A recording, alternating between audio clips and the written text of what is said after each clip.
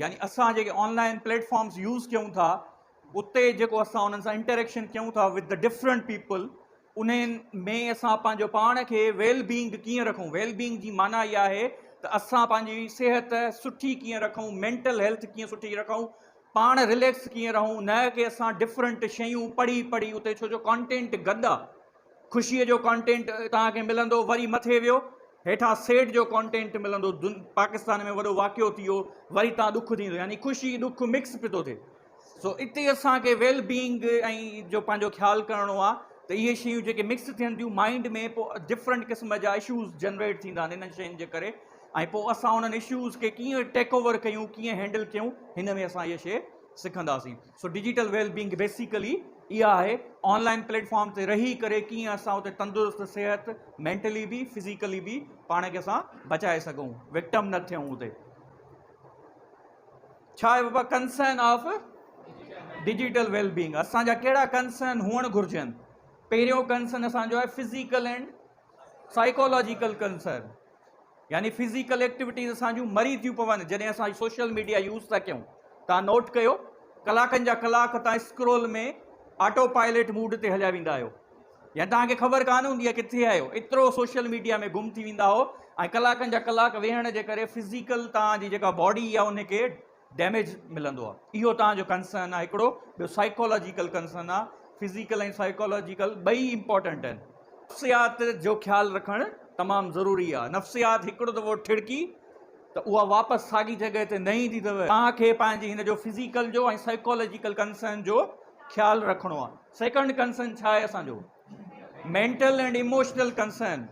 Mental and emotional concern जीअं मां तव्हांखे सवेर ॿुधायो त असां उते जो उते ख़ुशीअ जी पोस्ट पढ़ीसीं, सिंध में हीअं थी वियो, इनकलाब अची वियो, उते जो उते पढ़ियोसीं, पाकिस्तान में वॾो वाक़ियो थी वियो, ऐं असांजी सफ़ा कैफ़ियत चेंज थी वई। यानी इहे तव्हां ऑनलाइन शयूं जॾहिं ॾिसंदा आहियो त इहे तव्हां सां इशूज़ ईंदा आहिनि, इमोशन मुख़्तलिफ़ गॾु थींदा आहिनि, एंग्ज़ाइटी इमोशन डेवलप थींदो आहे। कॾहिं कंहिं नेगेटिव कमेंट ॾिनो तव्हांखे फ़ोटूज़ ते, आयो हूंदो न गुस्सो, एंग्ज़ाइटी डेवलप थी, वरी उते ई कंहिं तारीफ़ कई, वरी तव्हां ख़ुशि थी वियो, हाणे ॿई इमोशन मिक्स थी विया, असां ॿिन्ही इमोशन मां आज़ादु न थी सघियासीं। सो यानी तव्हांजो मेंटल एंड इमोशनल कंसर्न हुजे ज़रूरी आहे डिजिटल वेलबींग जे लाइ। उन खां पोइ छा आहे? Social concern. ऑनलाइन त असां सोशल ते दुनिया सां कनेक्टेड आहियूं, पर पंहिंजी फैमिली सां असां कनेक्टेड कोन हूंदा आहियूं। सो सोशल कंसर्न असांजो थींदो थो वञे, असां ऑनलाइन में घणो कनेक्टेड थींदा था वञूं, फिज़िकली असां कनेक्टेड ई न आहियूं माण्हुनि सां। सो सोशल कंसर्न तव्हांजो हुअणु घुरिजे हिन में। उन खां पोइ तव्हांजो सिक्योरिटी कंसर्न। अॼुकल्ह अकाउंट्स बैंक जा ऑनलाइन थी विया आहिनि, सिक्योरिटी कंसर्न हुअणु घुरिजे। तव्हांजा पैसा चोरी थी सघनि था, या तव्हांजा बेनज़ीर इनकम सपोर्ट में पैसा निकिता आहिनि, हिन नंबर ते कॉल कयो त तव्हांखे पैसा ॾियूं। ओके, सो सिक्योरिटी कंसर्न बाबा, मुख़्तलिफ़ सिक्योरिटी कंसर्न हिते सोशल मीडिया ते, यानी डिजिटल वर्ल्ड ते। उन खां पोइ टाइम मैनेजमेंट, वॾो इशू इहो थो। हीअ वॾा आहिनि इशू, बट तव्हां घणो टाइम जॾहिं ॾींदो सोशल मीडिया खे त हीअ इशू ऑटोमेटिकली वधंदा। सो टाइम मैनेजमेंट असांजी डिस्टर्ब थी वई आहे। तव्हां कुझु करणु चाहियो था, कंहिं शइ खे टाइम ॾियणु चाहियो था, ड्रीम आहे, ख़्वाबु आहे, उहो पूरो करणु चाहियो था, बट इहो तव्हांजो ड्रीम ख़्वाबु सोशल मीडिया टाइम खाई थी वञे, टाइम बचे ई कोन थो, त तव्हां कीअं इहे ड्रीम्स पंहिंजा पूरा कंदो?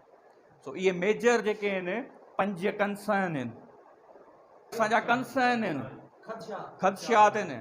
ऐं असांजो फिज़िकल इमोशनल ख़दशो आहे, मेंटल हेल्थ जो ख़दशो थी पियो आहे, सोशल कंसर्न थी पियो आहे, सिक्योरिटी जो कंसर्न थी वियो आहे, माण्हुनि जे अकाउंट मां पैसा निकिरी था वञनि, छो जो अॼुकल्ह हर शइ डिजिटल थी वई आहे। असांजी ग़लतियुनि जे करे पैसा निकिरी था वञनि, इहे बैंक जा ॿियनि जो ॾोह कोन्हे को, असांजूं ग़लतियूं आहिनि। सिक्योरिटी कंसर्न इहो वॾो ख़दशो हुअणु घुरिजे तव्हांजो। ॿियो टाइम मैनेजमेंट जो, ठीकु आहे, अॻिते हलूं त बाबा क्लियर कंदा हलंदासीं। हीअ हिकिड़ी रिसर्च आहे जेका अक्टूबर 2020 में थी आहे ग्लोबल वेब इंडेक्स वारनि, त हर इंसान तक़रीबन 7 कलाक, इहा 2020 जी रिसर्च आहे, पर डे, पर इहा उन्हनि जी रिसर्च आहे अंग्रेज़नि जी पंहिंजी। पाकिस्तान में अचो त हर माण्हू मोबाइल में बिज़ी लॻो पिया। अंग्रेज़ पोइ बि टाइम मैनेजमेंट सुठो कंदा आहिनि असांखां वधीक। असां वटि का मैनेजमेंट कान्हे, असां वटि का बि शइ कान्हे का, असां शायदि वधीक कंदा हूंदासीं। जे मां पंहिंजो ॿुधायां तव्हां सां शेयर कयां त ऑलमोस्ट 8 खां 9 कलाक थी वेंदी आहे मोबाइल जो यूज़ेज ऐं हिननि शयुनि जो यूज़ेज।